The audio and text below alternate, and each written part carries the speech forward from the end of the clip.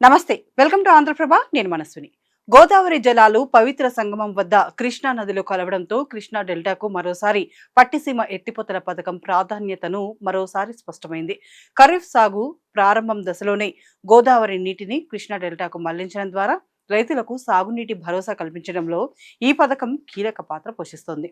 తీవ్ర వర్షాభావ, ఎల్నిలో వంటి వాతావరణ పరిస్థితుల కారణంగా కృష్ణా పారివాహక ప్రాంతంలో నీటి లభ్యతపై ప్రభావం పడే అవకాశాలు ఉన్న నేపథ్యంలో గోదావరి మిగులు జలాలను కృష్ణా బేసిన్కు తరలించడం డెల్టా వ్యవసాయానికి రక్షణ కవచంగా నిలుస్తోంది. 4 రోజుల క్రితం పట్టిసీమ ఎత్తిపోతల పథకం నుంచి విడుదల చేసిన గోదావరి జలాలు శనివారం రాత్రి పవిత్ర సంగమం వద్ద కృష్ణా నదిలో కలిశాయి.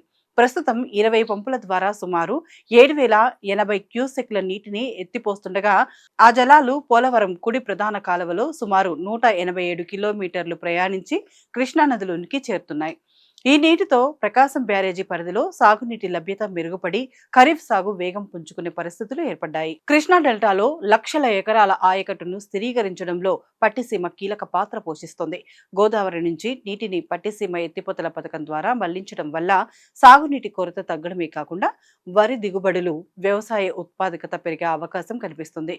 ఇటీవల కాలంలో వర్షపాతం అస్థిరంగా మారటం, ఎల్నిలో ప్రభావంతో కొన్ని ప్రాంతాల్లో వర్షాభావ పరిస్థితులు ఏర్పడే అవకాశాలు నేపథ్యంలో ముందస్తు తాగునీటి నిర్వహణ అత్యంత కీలకంగా మారింది.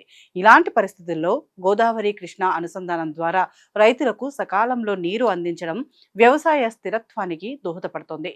ఖరీఫ్ ప్రారంభంలోనే నీరు అందడంతో రైతులు నారుమడులు, వరి నాట్ల పనులను వేగవంతం చేస్తున్నట్లు అధికార వర్గాలు వెల్లడించాయి. ఎన్టీఆర్ జిల్లా ఇబ్రహీంపట్నం పవిత్ర సంగమం వద్ద గోదావరి జలాలు కృష్ణమ్మ ఒడిలో చేరిన దృశ్యాన్ని తిలకించేందుకు ఆదివారం పవిత్ర సంగమానికి పెద్ద సంఖ్యలో సందర్శకులు తరలివచ్చారు. కృష్ణా నదిలో ఇప్పటికే ఉన్న నీటితో పాటు పట్టిసీమ ద్వారా గోదావరి జలాలు వచ్చి పవిత్ర సంగమంలో కలుస్తూ 2 పాయలుగా ఉన్న అపురూప దృశ్యాలు పర్యాటకులను కనువిందు చేస్తున్నాయి. రైతులు మాత్రం ఈ జలాలను తమ పంటలకు భరోసాగా అభివర్ణిస్తూ సకాలంలో సాగునీరు అందితే దిగుబడులు పెరిగి వ్యవసాయం వ్యయం తగ్గుతుందని ఆశాభావం వ్యక్తం చేస్తున్నారు.